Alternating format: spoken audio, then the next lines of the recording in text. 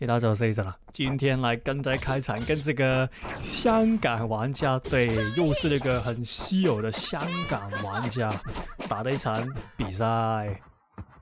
那因为以前也说过，香港玩家其实整个印尼服如果你说活跃的话，基本上我猜不超过3个人，对，甚至可能只有1到2个而已，活跃的香港玩家的话，那所以那些香港玩家的素材都是非常珍贵的。那打香港玩家有什么不同的地方？那因为大家知道，如果这个 Saga Origin 就是这个印尼服里面，如果是同地区人打架的话，基本上它的网络延迟会直接变成那个接近0了，就是基本上打下去是没有什么延迟。那个手感是非常爽快的，对，就是我超怂你这超怂是一只很吃网络的英雄嘛，所以基本上在这种没延迟的局里面，超怂的发挥是可以去到那个120%，对，所以的话，这次大家就会看到超怂的那个完全模式，就是完全体是怎么样。对，那做这支影片就可以看到这个全盛时期超怂是什么样子。OK， 那个影片开始前也是如果你喜欢的话，先订阅一下，谢谢。OK， 那回到那个影片里面，那相信大家也看到对那个对手的他的工会徽章，就是我们熟悉的 KidGang， 对。那可能你会想问，为什么 KidGang 不是全都是台湾人吗？那其实KidGang 它的那个历史据我所知他原本开这个工会，他的目的不是只招募那个台湾在里面，他是招募台服的玩家。对，那所以里面有一些不是台湾人也是挺正常的。对，那大家也知道嘛，香港玩家以前玩 Lost 的时候，基本上都是在那个台服里面。说的话，如果在那个 KidGang 里面有香港的话，其实也不是什么很奇怪的事。那可能第一个问题就是可能会有人觉得 KidGang 里面的那些成员都是一个很 toxic， 就是喜欢拔线之类的那些玩家。那其实再加上我之前不是出了一部讲 KidGang 的那些话题的影片嘛，就是半个月前还是1个月前。那我可以那个大胆的跟大家说，就是其实 KidGang 拔线的玩家，就是那些 toxic 的玩家，其实占那个小数。对，那也可以这样说，其实拔线玩家的话，基本上在现在的话，只剩下那个伏羲骷髅而已。对，那再加上的话，其实伏羲骷髅已经应该是没有在玩这个 Lost Origin， 就是他已经那个玩印尼服的时间已经变得很少。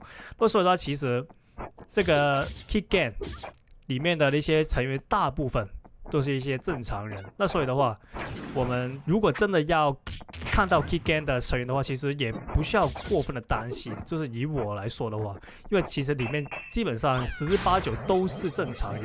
因为加上其实我也是认识里面的不少的成员就是所以我是可以大胆的说，里面的基本上都是正常人。那除了你们熟悉的那几个，就是那个闹那个风波闹得很大的那个人之外，对，那基本上里面都是一些正常人。那还有一些喜欢造谣的一些奇怪人也是在 KidGang 里面，但那个也是占少数而已。那可能只是1个人吧，就是喜欢造人的人。那大部分都是正常人，所以的话，大家看到 KidGang 其实在现在2026年也不需要特别担心。对，因为据我所知因为大家如果有看到 KidGang 那个工会列表的话，其实里面有很多空位。就是很久以前 KidGang 的话，其实有一堆是比较 toxic 的嘛，就是他们会在那个打架的途中那边呛人。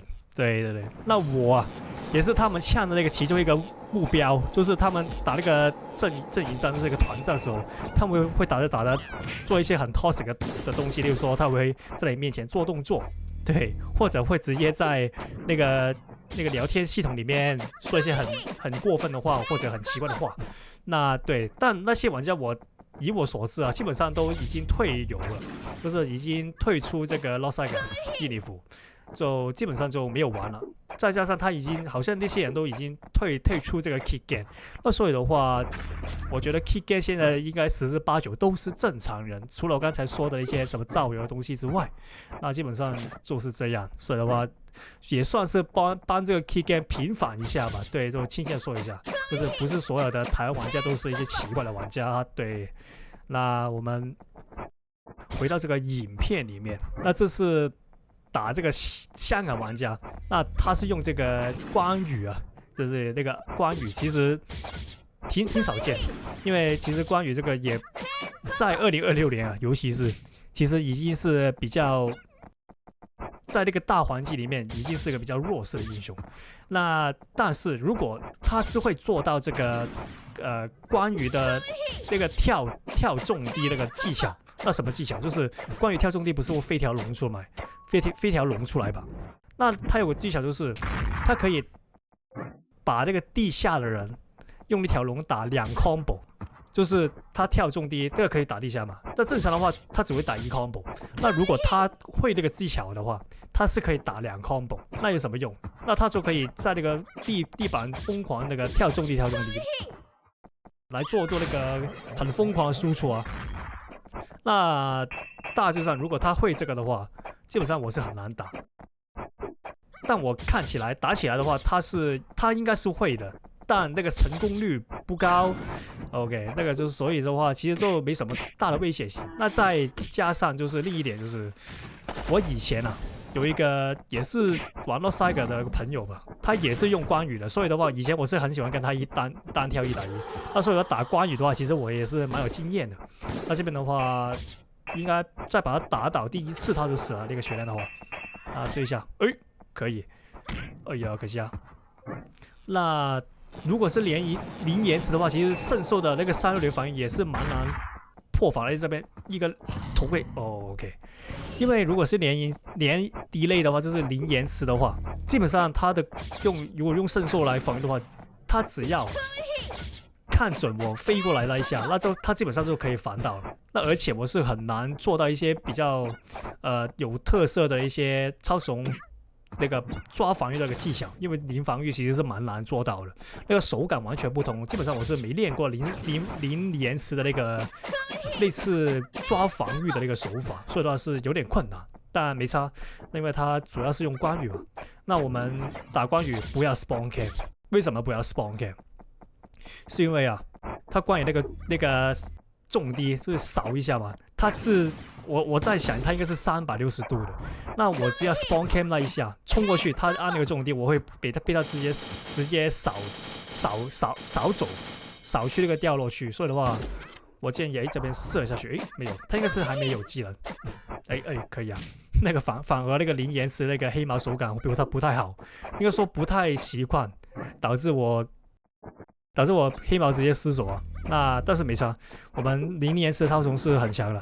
一抓哇，你看到吗？这个零延迟超虫一抓，非常的舒服。那这边直接踢下去，没有，那没关系，我们再抓一次。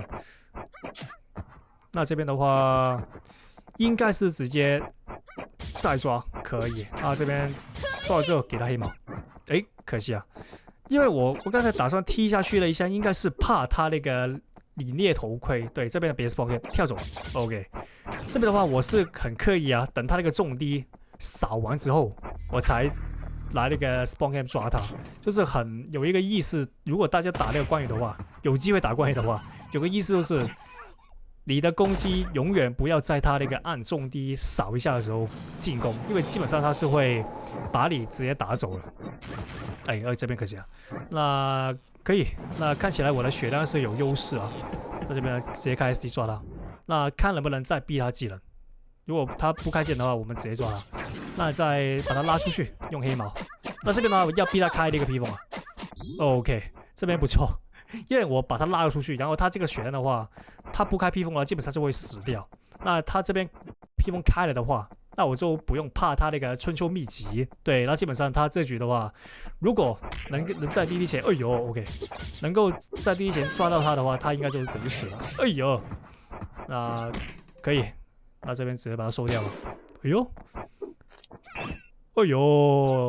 这个零延迟的头盔开得不错。哎，那看来要打地铁了，那我还剩头盔。哎，可以。